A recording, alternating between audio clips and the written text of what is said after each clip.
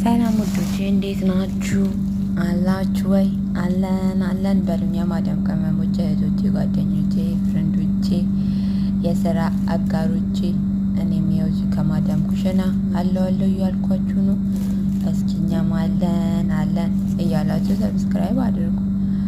እስኪ እኛም አለን እያልን እንዴት ናችሁ? እንዴት ከረማችሁ? የዛሬ ውላችን፣ የዛሬ ምሽታችን፣ አዳራችን እያልን እናሳውቃችሁ እያልን እናሳውቃቸው። ዱቄት ባንቀባ ምናምን እንትናን ባንልም በቃ አለን እያልን ከማዳም ጋር ያለንበትን በዛ ላይ ደግሞ ልንገራችሁ፣ እኔ ከምግብ ሰሪነትም አልፎ ከጽዳትም አልፎ ድመት አሳዳጊ ነኝ።